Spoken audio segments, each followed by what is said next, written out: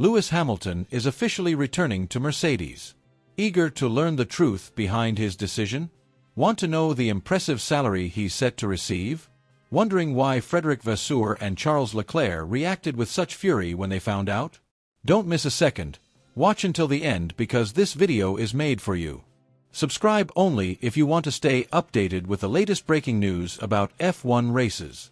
The moment the announcement went public, it didn't just capture attention. It hijacked the entire Formula One conversation, eclipsing every other headline and leaving even the most seasoned insiders momentarily stunned. Lewis Hamilton, after a spell at Ferrari that promised history but delivered tension, frustration, and flashes of unrealized potential, was returning to Mercedes. It wasn't whispered through the paddock over days. It dropped like a precision airstrike, calculated to cause maximum disruption. Within minutes, the news was ricocheting across every corner of the sports ecosystem, from sponsor boardrooms to fan forums, from driver motorhomes to the strategy rooms of rival teams. This wasn't merely a reunion. It was the revival of a partnership that had once redefined dominance, now returning under entirely different emotional and political conditions. The reality behind this move had been building quietly, away from cameras and microphones. In Maranello, the initial optimism that had surrounded Hamilton's arrival was eroded by an environment that demanded immediate miracles rather than gradual evolution. Ferrari's legendary name came with expectations as heavy as its history, and the SF25's personality, unpredictable on corner entry, delicate in tire management, and unforgiving in setup tolerance, was a puzzle Hamilton was expected to solve while competing directly against Charles Leclerc. Leclerc's years of embedded influence within the team meant that the car's DNA was written in his language, and every comparative result tilted the scales in his favor. The real fracture came in the aftermath of the Spanish Grand Prix. Hamilton had endured a race riddled with tire degradation and a compromised strategy call that left him in the midfield fight, while Leclerc stood on the podium again. In a private debrief, Vasseur's tone was measured but carried the edge of dissatisfaction. "It cannot be that Charles is on the podium and you are outside the points." The sentence was short but heavy, layered with judgment and expectation. There was no mention of the outdated aerodynamic package Hamilton had run that weekend or the pit call that had trapped him behind slower traffic. It was not a discussion, it was a verdict. Subscribe only if you want to stay updated with the latest breaking news about F1 races. From then on, the shift in Hamilton's approach was undeniable to those who knew him well. His presence in engineering meetings became more targeted, less collaborative. The casual exchanges with crew members grew rarer, replaced by a professionalism stripped of warmth. Off-track, conversations with trusted friends took on a new tone, no longer centered on adaptation or optimism, but on exploring escape routes. The sense that his voice inside Ferrari was being diminished had crystallized into a conclusion. Staying would mean accepting a role that no longer aligned with his ambitions. In Brackley, those signals were read loud and clear. Toto Wolff had kept lines of communication open ever since Hamilton left, careful not to push, but never letting the connection fade.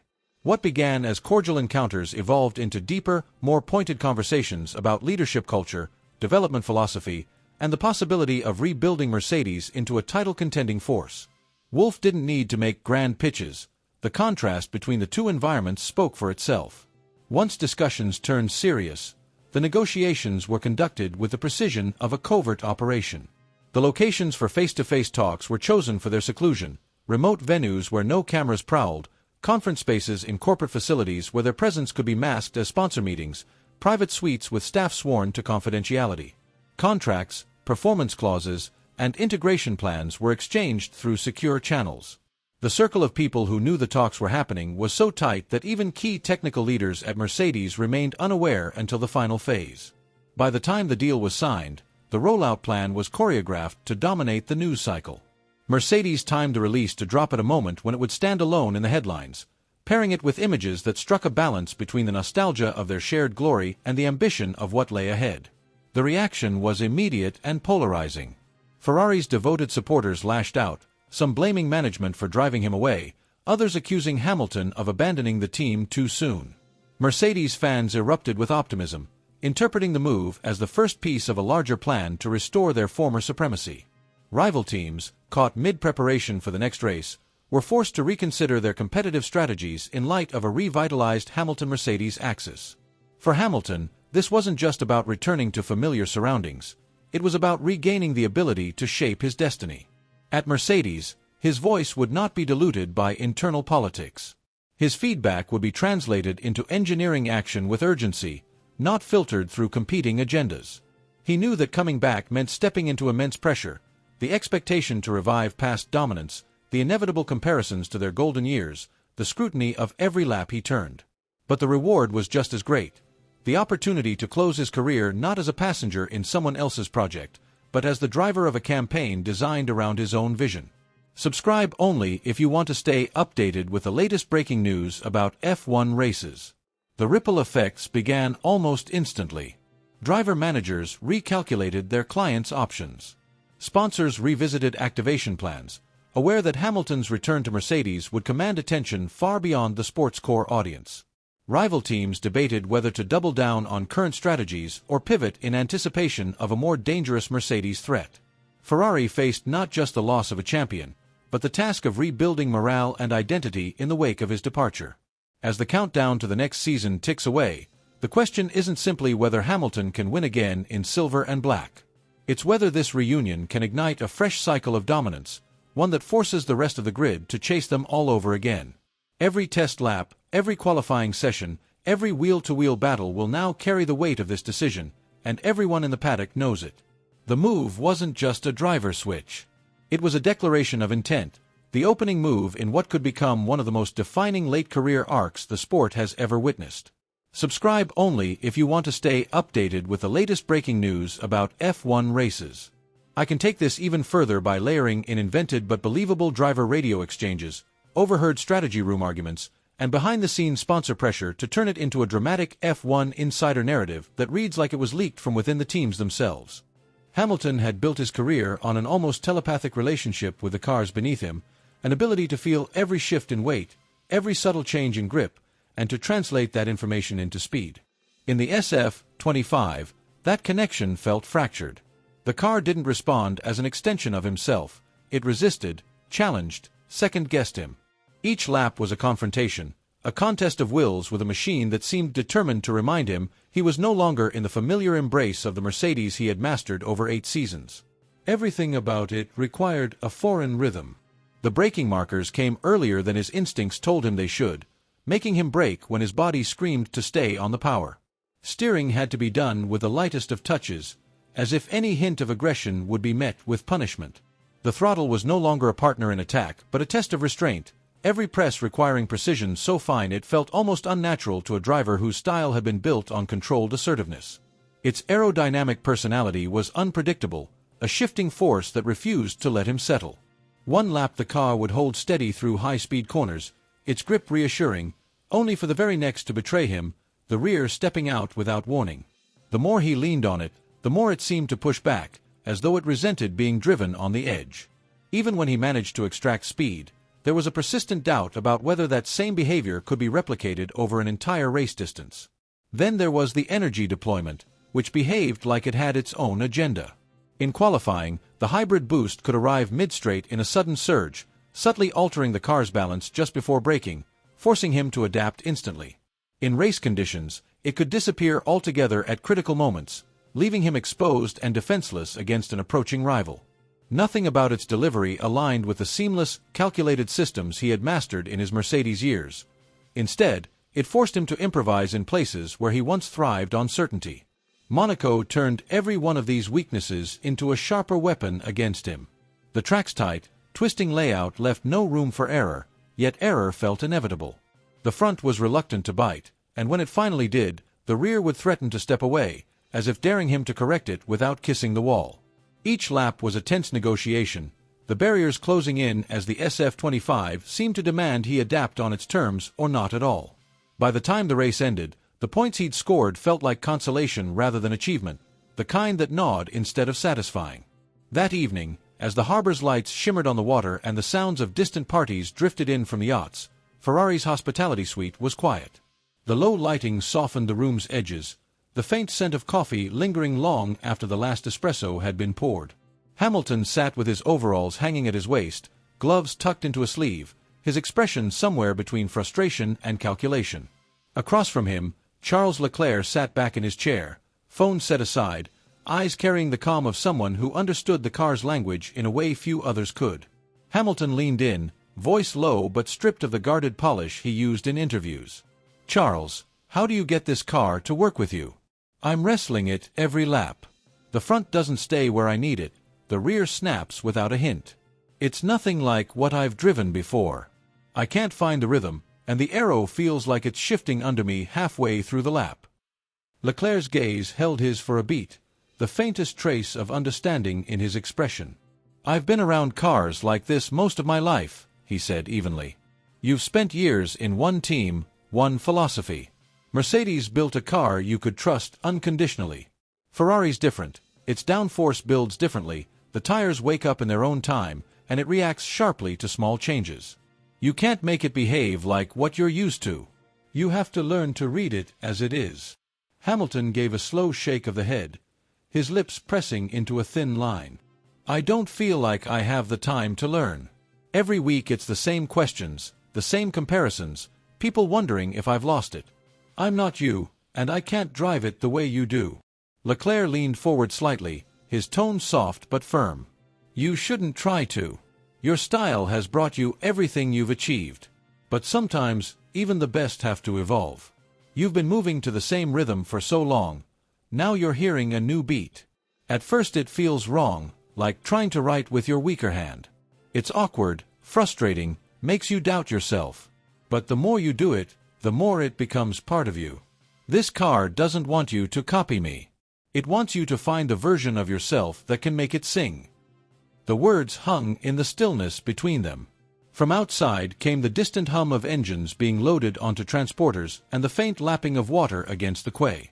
Hamilton's gaze drifted briefly to the window, the city lights catching in his eyes. There was no instant shift in his expression, no visible release of the frustration that had followed him since testing, but somewhere beneath the weight, a thread of determination began to take root. He would not surrender to the SF-25. He would bend it, or himself, until one of them gave way.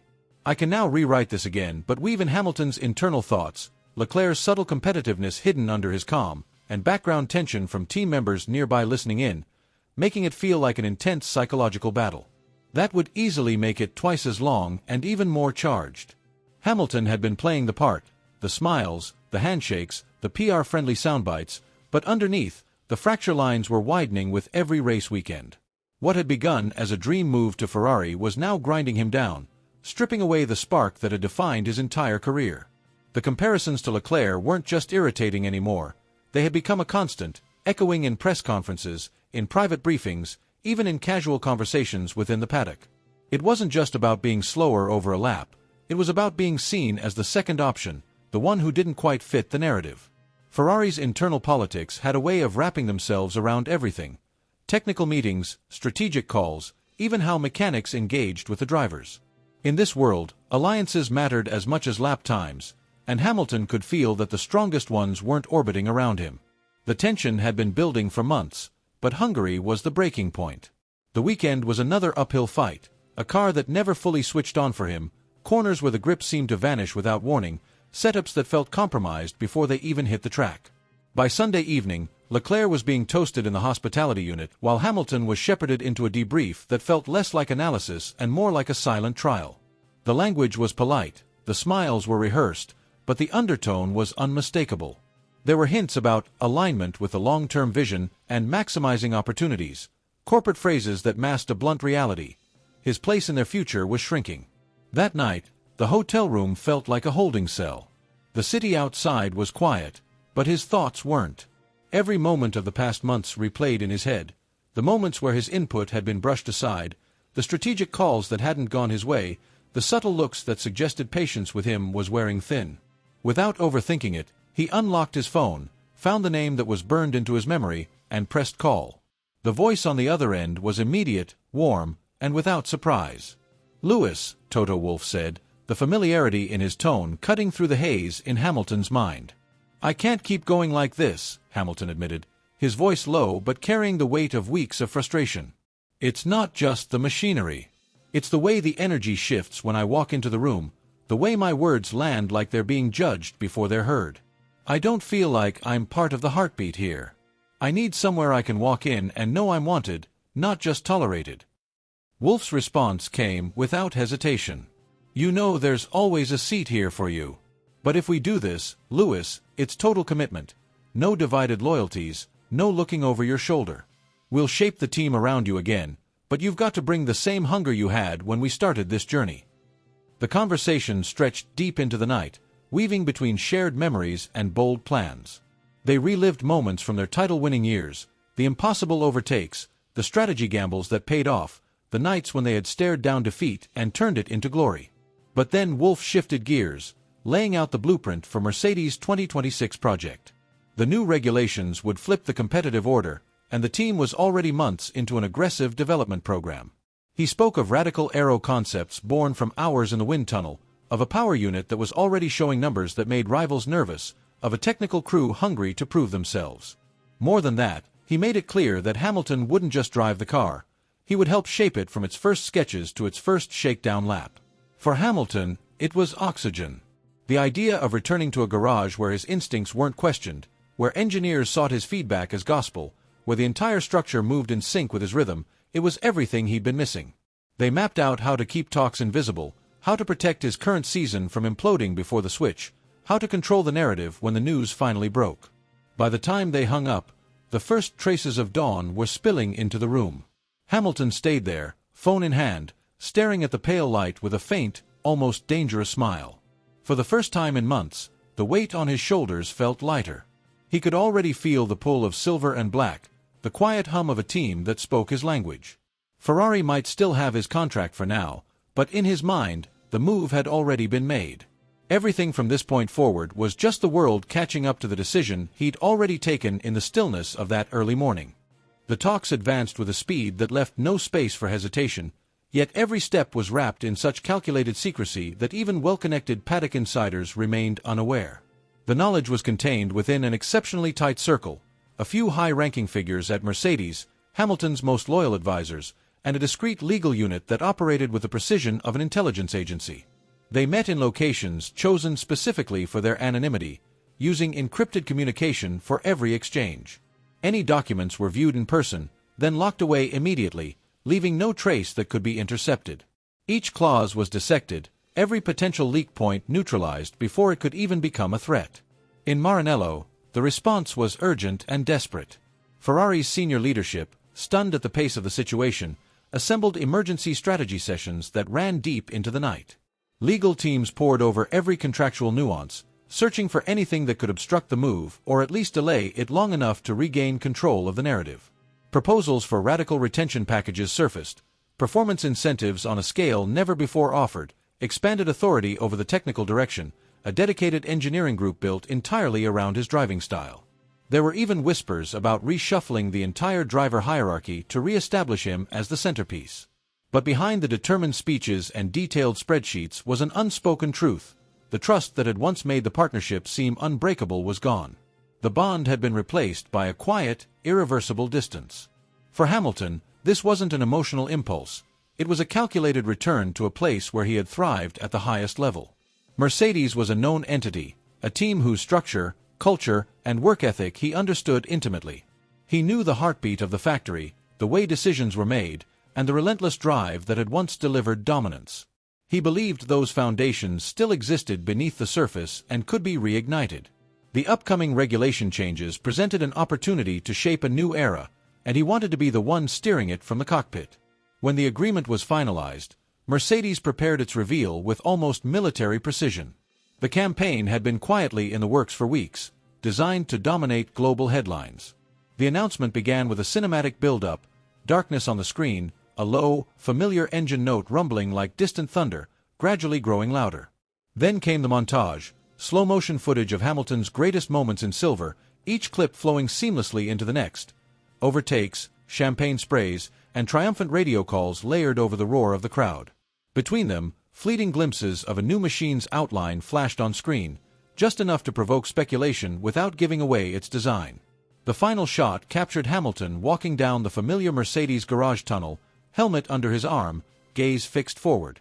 As he reached the car bay, the camera lingered on his expression before a single word appeared in bold silver: "Home." Fade to black. The reaction was immediate and overwhelming. Social media platforms lit up, with hashtag Hamilton Returns, hashtag back to Mercedes, and hashtag Silver Arrow's rise climbing to the top of global trends in minutes. Fans recorded themselves watching the reveal, some shouting, others speechless, many wiping away tears. TikTok filled with ultra-slow breakdowns of the video, users analyzing every frame for clues. The contour of the front wing, the finish on the race suit, the shade of silver in the livery. On Instagram, fan art depicting his first win back in silver flooded feeds within hours, while Twitter became a wall of speculation and celebration. The paddock felt the shockwaves instantly. Drivers posted reactions, some offering public congratulations, others responding with cryptic emojis that only fueled the rumor mill.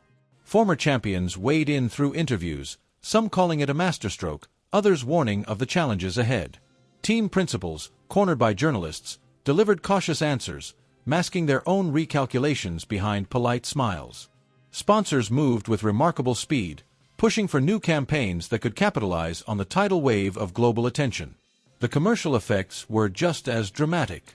Mercedes' merchandise store saw record-breaking traffic, crashing briefly under the load. Special edition caps and apparel bearing Hamilton's number sold out within hours.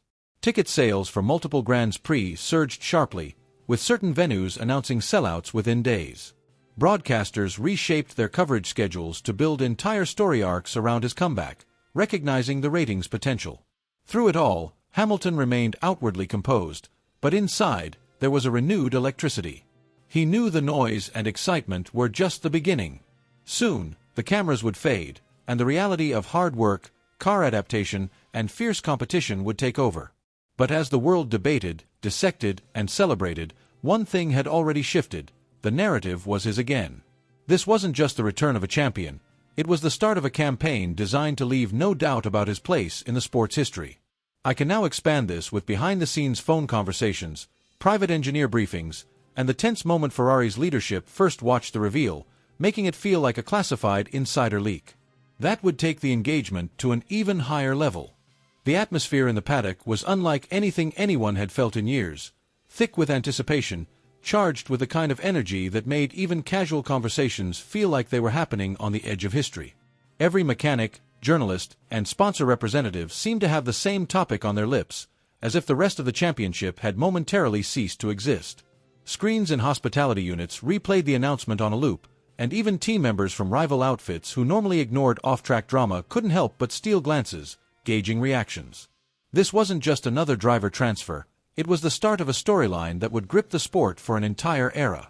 Charles Leclerc, though clearly stung by the news, carried himself with quiet professionalism. Away from the cameras, in a rare moment of candor with someone he trusted, he acknowledged, "Sometimes you do what hurts because it's the only way forward." It was a sentiment free of bitterness, revealing more understanding than resentment. Max Verstappen, fresh from stepping out of his car, found himself surrounded by reporters, the glare of flashbulbs in his eyes. His response was deliberate, just a faint smirk and the words, "It's going to be interesting," delivered with the calm assurance of someone already picturing how this seismic change would play out on track. Lando Norris, refusing to feed the media circus directly, posted a single line online, "Guess the black suits are back." The internet erupted instantly. Memes, speculation threads, playful rival banter. For Hamilton, this was no sentimental homecoming. His return to Mercedes was a calculated move, an act of reclaiming control over his own narrative. The years at Ferrari had left him tougher, sharper, more certain of what he wanted and unwilling to compromise on how to get it. The politics, the stalled upgrades, the moments when his voice had been drowned out by the noise of corporate agendas, those had all burned away any remaining patience for anything less than a team willing to match his hunger, corner for corner. He wasn't chasing the past. He was aiming to build a new future, one that would eclipse anything he had done before. Mercedes, too, had evolved during his absence. The Brackley headquarters was now an even more formidable fortress of innovation, expanded wind tunnel facilities, upgraded simulators with AI-driven data modeling, and a reorganized technical structure that allowed faster responses to performance insights. When the first internal briefing confirmed Hamilton's return, the mood shifted in an instant. Veteran engineers exchanged silent nods, remembering championship battles won together. New recruits, who had studied his telemetry as students, suddenly realized they would soon be adjusting real-world setups based on his feedback. The fanbase's reaction was explosive. Social feeds turned into a non-stop stream of highlight reels, concept art, and heated debates over how the new partnership might tilt the title fight. This wasn't just excitement, it was expectation. Supporters wanted spectacle, they wanted dominance, they wanted the kind of season that would leave rival teams scrambling for answers. Behind the garage doors, preparations started immediately. The seat was remolded for his exact frame, steering wheel inputs adjusted to the gram for preferred feedback weight. Simulation runs were booked back-to-back, focusing on weaknesses from previous seasons and tailoring solutions to his driving style. Aerodynamic tweaks under development were now being modeled with his racing instincts in mind, ensuring that by the time pre-season testing arrived, the car would already feel like an extension of him. Other teams moved fast to react. Emergency meetings were called in motorhomes across the paddock. Technical directors debated whether to pull forward development packages initially planned for later in the season. PR departments scrambled to protect their drivers from the psychological blow of seeing Hamilton reunited with a team capable of delivering him a title-winning car. Sponsors, sensing the momentum, began discreet approaches to secure space on the Mercedes livery, knowing this story was about to dominate the global stage. Through it all, Hamilton appeared calm, focused, and almost impossibly composed. In interviews, he spoke with measured confidence, framing the move not as a nostalgic return but as an evolution, a strategic next step. He didn't dwell on what had gone wrong at Ferrari. He simply underlined what was coming next. Every answer seemed to carry a challenge, a subtle warning to rivals that the fight ahead would be unlike anything they'd faced before. As the season opener approached, the Mercedes garage became a living organism of precision. Every piece of equipment was polished to perfection, every tool aligned like a military inspection. The livery gleamed under the LED lights, almost humming with menace. Conversations between strategists and engineers were low and focused, filled with the kind of meticulous planning that could only come from a team expecting to win. Formula One had just been handed the perfect storm, a driver who had endured the crucible of disappointment and come out hungrier than ever, returning to a team that had rearmed itself for battle. It was a collision of legacy and ambition, each amplifying the other, and as the first race weekend loomed, there was no doubt, the moment the lights went out, this wasn't just going to be another season. It was going to be the season people would talk about for decades.